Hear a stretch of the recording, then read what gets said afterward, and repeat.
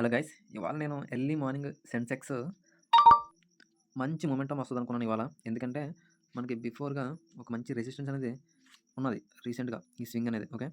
ఈ స్వింగ్ దగ్గర నుంచే మార్కెట్ అనేది కిందకి పడిపోయింది. ఓకే. ఆ స్వింగ్ హై అనేది ఇవాళ బ్రేక్‌ఔట్ అయ్యి first 5 minutes or 15 minutes candle break అయ్యి క్లోజ్ అయిన వెంటనే ఓకే. హ్మ్.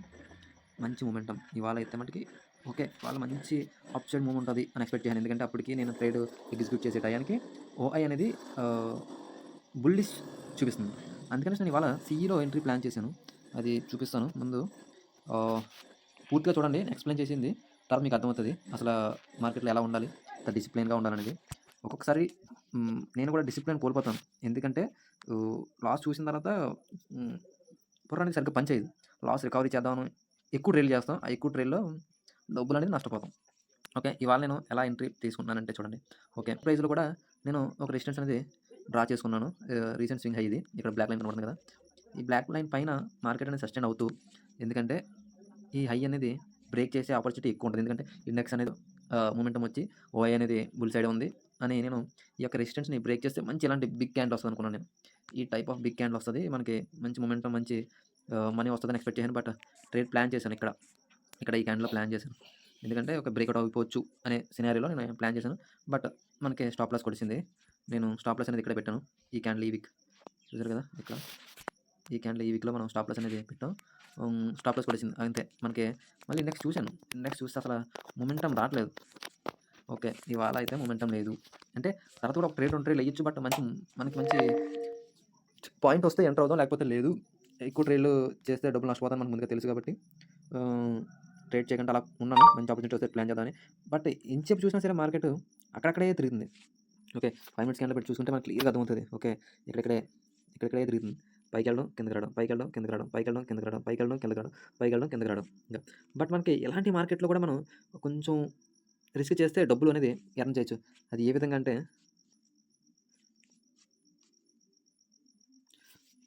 ఎప్పుడైతే ఈ కిందకొచ్చిందో కాల్‌ని బై చేయాలి. ఎప్పుడైతే ఇక్కడ ఈ రెసిస్టెన్స్ జోన్‌కొచ్చిందో పుట్‌ని బై చేయాలి. మళ్ళీ ఇక్కడ కూడా బై చేయొచ్చు. ఇక్కడ కూడా కాల్‌ని బై చేయొచ్చు. ఇక్కడ కాల్‌ని బై చేయొచ్చు. ఇక్కడ పుట్‌ని బై చేయొచ్చు. ఇన్ని ఆపర్చునిటీస్ వస్తాయి. బట్ టైమ్ డీకే అనేది మనకి దిష్టి తగిలినట్టు ఉంటదనమాట అది. అసల మనం ఎండ్ ట్రైన్ కాడ్నుంచి మూవ్ అవ్వకపోతే అక్కడక్కడే 2 క్యాండిల్‌లు, 3 క్యాండిల్‌లు పడితే మైనస్‌లో కనపడుద్ది. మైనస్‌లో కనపడితే మనకి పిచ్చి లేచిద్దింక. ట్రేడ్ చేయలేం, ఎగ్జిట్ అయిపోదాం అని ఇంటెన్షన్‌లో ఉంటాం. బట్ ఇలాంటి మార్కెట్‌లో అవాయిడ్ చేయడం చాలా బెటర్. ఇవాళ నేను ఒక ట్రేడే చేశాను. ఇండెక్స్‌లో Nifty or bank Nifty, Sensex ఒక ట్రేడే చేశాను. ఎందుకు?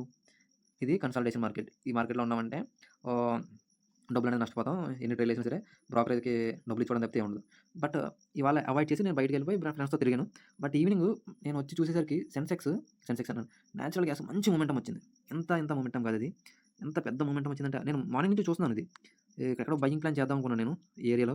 బట్ ఎందుకో నాకు ఎందుకులే వద్దులే ఇయాలకి 700, 800 లాస్ వచ్చింది. నేచురల్ గ్యాస్ మొమెంటమ్ ఇచ్చిందంటే మనకు మళ్ళీ ఆపోజిట్ మొమెంటమ్ ఇస్తే 1200 క్వాంటిటీ ఇది. రూ. 1 ఇస్తే 1200 క్వాంటిటీ రూ. 1200 నష్టం వస్తదని ఇంకా మనం లైట్ తీసుకొని వదిలేసాం. బట్ నేను బయట నుంచి వచ్చి చూసేసరికి ఇంత పెద్ద మూవ్, ఇంత పెద్ద మూవ్. ఓకే. మూవ్ అయితే వచ్చింది కదా! అనేసి నేను 1 మినిట్ క్యాండిల్ నేను రాబోతికి మార్కెట్ ఎగ్జాక్ట్ నేను వచ్చి రాగానే ఇంక చూడలేదు ఇంకా. కొట్టేసాను అంతే ఇంకా. ఇంకా టెక్నికల్ ఇవన్నీ ఏం చూడలేదు. ఎందుకంటే 1 మినిట్ టైమ్ ఫ్రేమ్‌లో నేను ఈ మూవింగ్ యావరేజెస్ అనేది కిందనే క్లోజ్ అవుతుంది మార్కెట్ అనేది 1 మినిట్ టైమ్ ఫ్రేమ్‌లో. ఈ కిందనే ఉన్నంత సేపు కూడా ఆహ్, డౌన్ సైడే ఉంటది. అప్పటి వరకు పైకెళ్ళే ఛాన్స్ అనేది చాలా తక్కువ అనేసి నేను ఈ క్యాండిల్‌లో వెంటనే ఆహ్, ఇది ఫ్యూచర్ ఇది. ఫ్యూచర్‌ని సెల్ చేశాను. ఒక లాట్ సెల్ చేశాను. సెల్ చేసి స్టాప్ లాస్ అనేది ఇక్కడ బ్లాక్ లైన్ కనపడుతుంది కదా! అక్కడ పెట్టాను స్టాప్ లాస్ అనేది. ఓకే. నియరెస్ట్‌గా స్టాప్ లాస్ వచ్చింది. అయితే ఇది కూడా ఒక 1800 లాస్ ఎక్స్‌పెక్ట్ చేశాను. అంటే 1800 వరకు స్టాప్ లాస్ పెట్టాను. ఓకే. 1800 అయితే ఇది 1800 అదొక 800 ఓకే. పర్లేదు ఇవాళ 2600 వరకు లాస్ అని ఎక్స్‌పెక్ట్ చేశాను. బట్ ఈఎంఐ కిందకి తీసుకొని ఆ రెసిస్టెంట్ లైన్ కిందన అదే ఈఎంఐ లైన్ కిందనే మార్కెట్ మూవ్ అవుతూ ఇక్కడ ఎగ్జిట్ అయిపోయాను. ఇక్కడ నేను టార్గెట్ పెట్టాననమాట. నాది 1800 కదా! స్టాప్ లాస్ అనేది 1:2 రేషియోలో అంటే 1:2.2, 2.3 అలా వస్తది. 4000 ప్రాఫిట్ పెట్టి ఇక్కడ పెట్టి వదిలేసాను. ఆర్డర్ అనేది ఎగ్జిక్యూట్ అయింది. మనకి పాత్ బ్యాలెన్స్ అనేది సెన్సెక్స్‌లో రూ. 750 మైనస్ అయిపోయి ఇక్కడ రూ. 3250 అనేది కనపడుతున్నాయి. చూసి ఉంటారు కదా! ఇక్కడ. అది ఇవాళ ఎండ్ ఆఫ్ ద డేలో గ్రీన్‌లో క్లోజ్ అయ్యాం.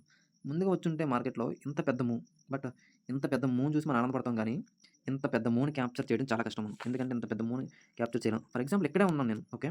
ఇక్కడే అక్కడెక్కడో ఎందుకు ఇక్కడే. ఇది కూడా మంచి మొమెంటమే కదా! ఇదంతా క్యాప్చర్ చేయలేకపోయాను. ఎందుకు? మనకి ఒకసారి డబ్బులు చూసిన తర్వాత ఎగ్జిట్ అయిపోదాం అనిపిస్తుంటది. ఎందుకంటే నాకు 2000, 3000 కనిపించినప్పుడు ఎగ్జిట్ అయిపోవచ్చు. బట్ నేను ట్రైల్ చేసుకుంటూ వస్తున్నాను. ట్రైలింగ్ చేసుకుంటూ వచ్చాను. ఓహ్, 4000 రాకపోతే ఓకే. రీసెంట్‌గానే వచ్చింది కదా! ఇవాళ ఇంకెందుకు ఆశపడకంట ఎగ్జిట్ అయిపోయాను. బట్ ట్రైల్ చేసుకుంటూ వస్తే నాకు ట్రైలింగ్ అనేది ఇక్కడ, ఎక్కడ ఈ క్యాండిల్ ఓకే. డ్రా చేస్తే ఈ క్యాండిల్‌లో గాని, ఆహ్, ఈ క్యాండిల్ హైలో గాని, ఇగో అంటే ఈ క్యాండిల్ గాని, ఈ క్యాండిల్ హై, ఈ క్యాండిల్‌లో గాని స్టాప్ లాస్ అనేది కొట్టేదాన్ని. ఎందుకంటే నేను స్టాప్ లాస్ ట్రైల్ చేసుకుంటూ వచ్చిన టైంలో ఆహ్, ఇక్కడన్నా గాని ఇవి లేకపోతే ఈ పుల్ బ్యాక్ వచ్చింది కాబట్టి ఇక్కడ స్టాప్ లాస్ పెట్టాను. ఇక్కడ గాని స్టాప్ లాస్ కొట్టేదాన్ని. బట్ నియరెస్ట్ మనం 4000 టార్గెట్ దగ్గర 3500, 3600 ఈ బిట్వీన్‌లోనే మనకి స్టాప్ లాస్ అనేది కొట్టినాం. బట్ కాకపోతే చెప్తున్నానన్నమాట మీకు. ఇంత మూవ్ వచ్చింది కదా! ఇంత మూవ్‌ని క్యాప్చర్ చేయొచ్చు అనేసి. చేయలేం. నేను 4000 చూడకపోతే నేను ఎగ్జిట్ అయిపోయాను. ట్రైల్ చేసుకుంటూ వస్తే ట్రైలింగ్ స్టాప్ లాస్ హిట్టాను.